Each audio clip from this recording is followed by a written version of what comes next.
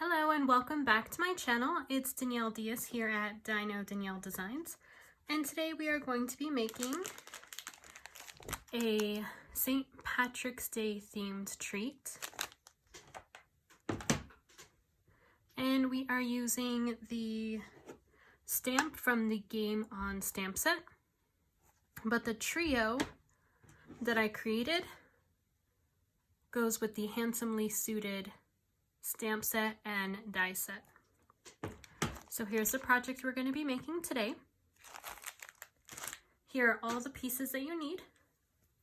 Go ahead and, if you haven't already prepped these, go ahead and pause, prepare, and then hit that play button when you are ready to go. All right, let's go ahead and get started. So first thing we're going to do is some stamping. So we're going to use our little basic white rectangle here to stamp our sentiment, and we are using the Lucky Me because I have you, and we are going to be using the Shaded Spruce ink pad.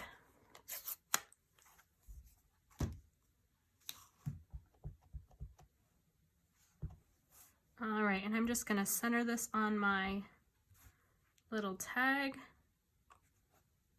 There we go. I'm going to go ahead and let that dry a bit before I cut it. And let's put together our clover.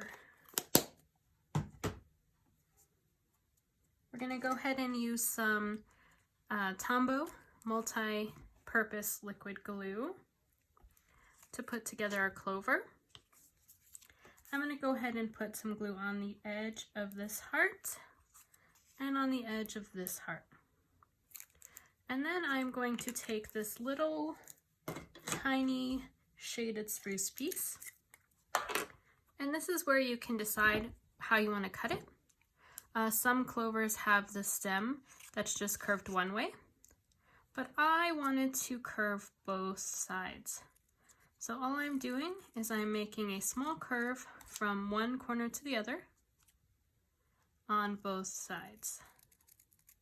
And you can make this as thick or thin as you'd like it. And that's all we need for that one.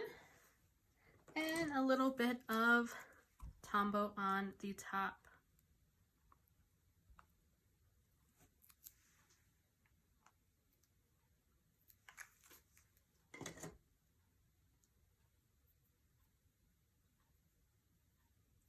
All right, let's go ahead and put this together. So I'm just going to place this heart right on top. Hold it for a couple seconds, and then place it on this one, and hold for a couple seconds as well. And then let's place it on our stem. There we are. And we are done with our clover. Let's go ahead and put that aside. Now let's put together our treat container. So we're going to take our main piece here, and we're going to fold that and use our bone folder. Make a nice crease. And let's go ahead and add this right away. And if you haven't watched any of my previous videos, I do like to keep the closure on the bottom towards the back so that people can reuse this. And we're going to be able to use Stampin' Seal on this one.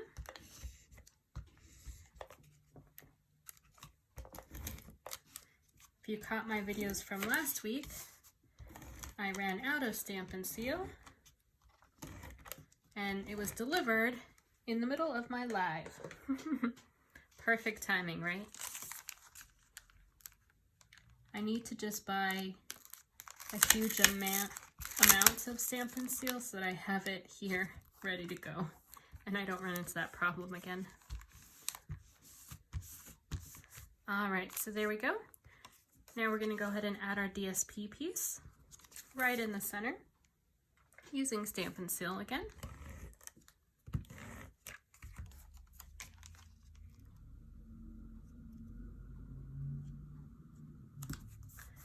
All right, now we're going to add some ribbon. Now I did try and add a bow to this, but I just thought that it was a little too much.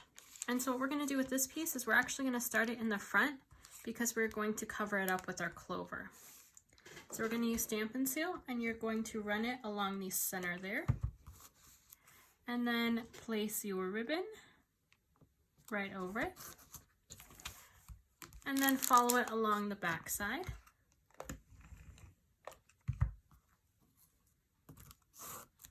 And then the front again. And you don't want to really go this way because then you're going to fray that ribbon even more. So I like to go on top of the ribbon the opposite way.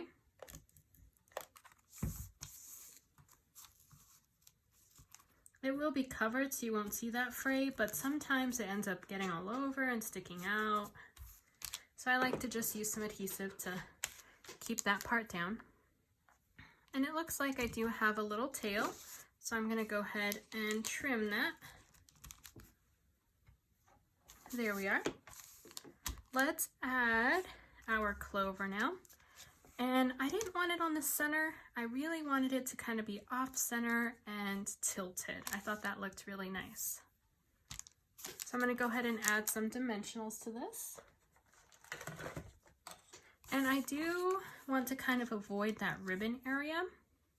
So I'm going to try and avoid this center line. And what you can do if you're unsure about avoiding that ribbon, you could just place it straight on your card.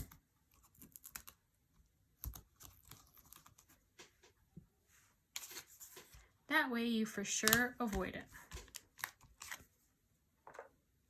Okay, let's go ahead and take our label, and I'm gonna flag this. So I'm gonna go ahead and cut in the center, and then cut from corner to center, and corner to center.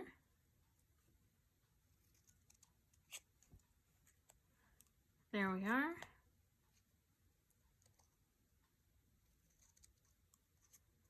And the same on this side. Center, corner to center, and corner to center. There we go. Now we have one last piece of ribbon.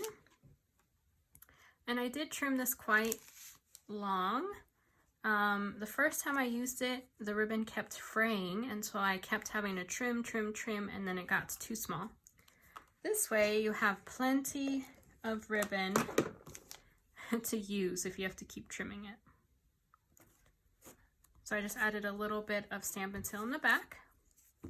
And then you can decide if you want to also flag this, but I thought it looked fine with just angled edges on either side.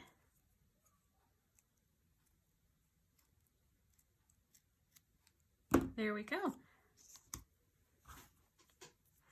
And you can decide how long or short you want it. I think that actually looks pretty good. So I'm going to leave it just like that because I am afraid of those edges fraying. I think I need a new pair of snips, but they are on back order right now. So I'm going to wait until I can order some more. I might just get a few pairs while I'm at it. Let's go ahead and add some dimensionals on this piece. And I do add 3 onto this one. It is kind of small, but because it has that ribbon, I want to make sure that it will stay. And so I'm just going to add a little extra. Then I'm going to place it right in the center there. I kind of want to cover up those, you see how you can see the heart shape? So I'm going to cover up as much of that as I can. Just like that. And then we're going to add some embellishment. So I'm using these matte black enamel dots. Ooh, almost lost the lid to my Take Your Pick tool. All right, so I'm going to use, I have a large one and then 2 smaller ones. So I'm going to go ahead and use my large one here. And then 1 small one over here, and the other small one on the opposite side. right there. All right, we're done with this project. That was quick and simple. Let me bring out the original. So here's the original. You can see that I do have the shorter ends there and they are kind of frayed. I definitely like both looks. I was almost thinking actually just pulling it apart and fraying it some more, but I wanted it to be a little more clean cut. But there you are. We're done with that project. Very quick and simple. What do you all think? I hope you like it. If you do, please let me know. Like this video, comment below, and hit that subscribe button. And if you need any of the measurements or you would like to see more of my projects, go ahead and head over to dinodanielledesigns.com and you can find the recipe cards there that you can download in PDF format, and you can find plenty of other projects that I've completed. Thank you so much for joining me. Have a crafty day.